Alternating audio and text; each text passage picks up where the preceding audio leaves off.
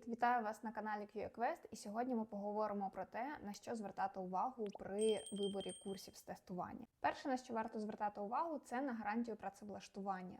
Ніхто не може гарантувати вам те, що він вас працевлаштує. Якщо ви бачите, що вони вас доведуть там від А до Я, до прям працевлаштують, тобто ви підпишете контракт з компанією, не вірте цьому.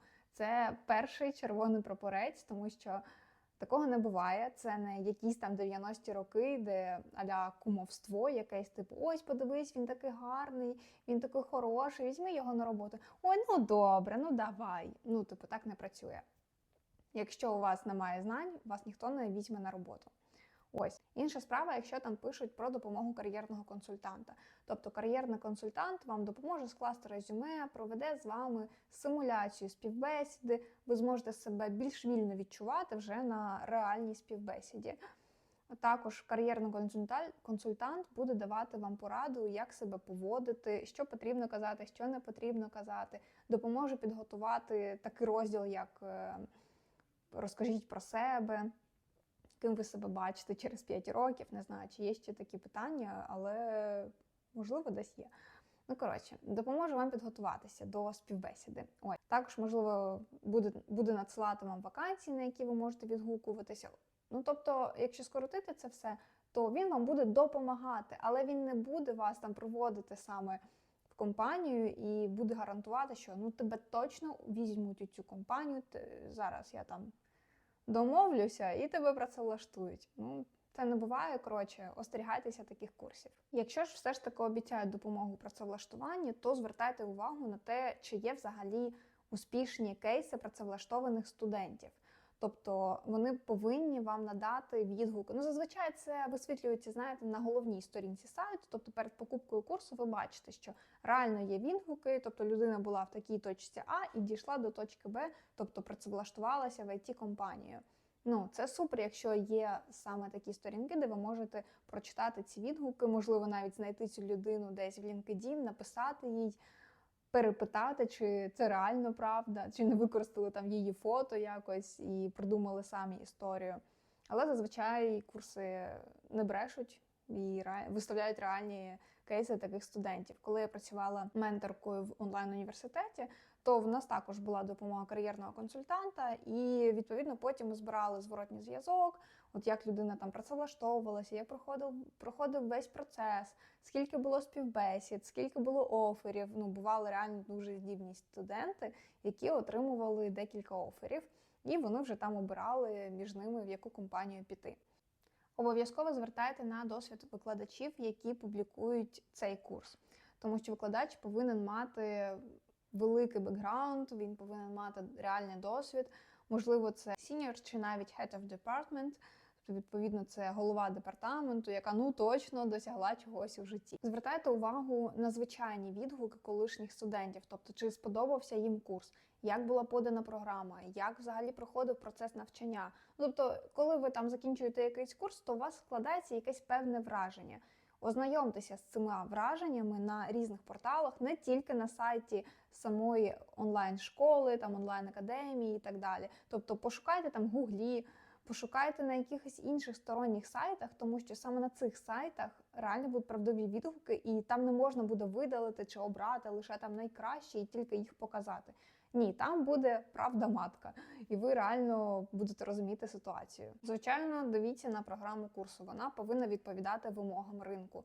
Як це перевірити? Відкриваєте будь-який сайт з пошуку роботи, не знаю, там Gini, Dow, відкрити вакансію, яка буде відповідати вашому рівню, там це Trainee QA, Junior QA, і дивіться, які є вимоги до вакансій. І порівняйте програму, чи відповідає вона цим вимогам, чи покриваються цими уроками всі ці вимоги. Якщо ні, то програма, мабуть, складена на якусь дуже швидку руку, і треба задуматись, і взагалі краще піти далі і пошукати інші курси. Формат навчання має неабияке значення, тому що вам повинно бути зручно навчатися, ви повинні кайфувати від навчання. У вас нічого не повинно там стопорити. Я розумію, так, буде важко в деяких моментах, але це окей, це нормально, це щось новеньке, ви навчаєтесь цьому. Але формат навчання – це не то, що перше, але це одне з ключових питань, яке у вас повинно виникати. Формат навчання може бути онлайн, офлайн. Якщо це офлайн, то де це, як це проходить, в які години, можливо, вам буде незручно, ви працюєте і у вас немає часу на ці курси, вам це не підійде. Дивіться тоді онлайн.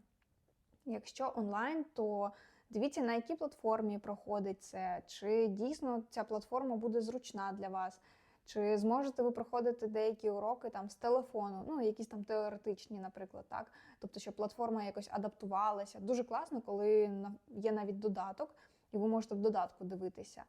Але мені здається, таке дуже рідко, хоча, можливо, і буває. Ось. Якщо є куратори, то в які години вони відповідають? Тому що, коли я була куратором сама, то в нас були студенти з Канади, мені здається, чи з Америки, ну, коротше, там, з-за океану. І, відповідно, їм треба було, щоб якось з куратором контактувати, то їм потрібно було підлаштовуватися під наш робочий графік. Ось. Чи якщо ви там десь з-за океану, то чи буде вам це зручно? Чи є підтримка кураторів, чи є зворотній зв'язок, у якій це формі?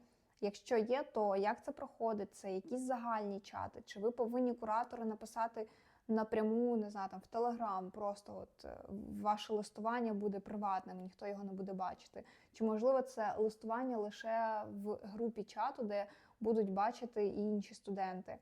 Чи, можливо, тільки на платформі вам будуть відповідати і казати, так, це окей з домашкою, це не окей з домашкою, поправ тут і тут, і тільки потім зможеш продовжувати навчання. Ну, треба цей момент уточнити, тому що коли пишуть зворотній зв'язок, це не означає, що він буде суперякісним і що вас реально там будуть прям вести за ручку і показувати. І повертаючись до мого досвіду, в нас були чати зі студентами, де вони могли задавати питання. І ми на них відповідали. Якщо питання було дуже ємке, є таке слово?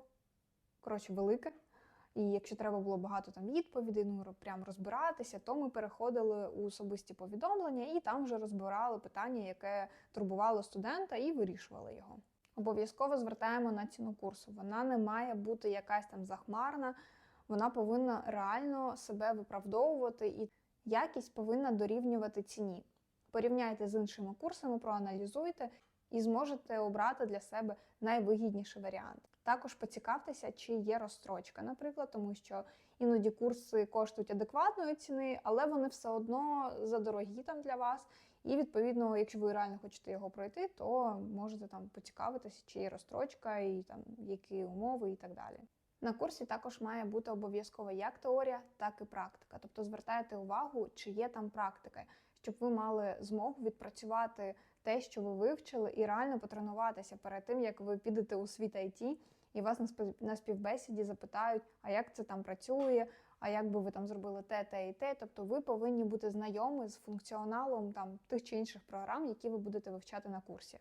Рівень складності повинен відповідати вашим вимогам, вашим пошуковим запитам, тому що іноді бувають курси, які хочуть, щоб ви вже мали якийсь початковий рівень. Тобто, наприклад, це або вже для мідлів навіть, тобто для тих, хто має типу там початковий, середній рівень, так? Ви маєте бути впевнені, що цей курс реально для вас підходить і щоб вам не було занадто складно. Якщо ви реально там десь навчалися, дивилися якісь безкоштовні там уроки, і у вас вже є якась там плюс-мінус база, теоретичні знання і там, може, якась там практика, то, можливо, для вас це вже підійде. Тривалість курсу також повинна бути адекватна. Це не повинно бути занадто довго і не повинно бути занадто коротко, занадто швидко.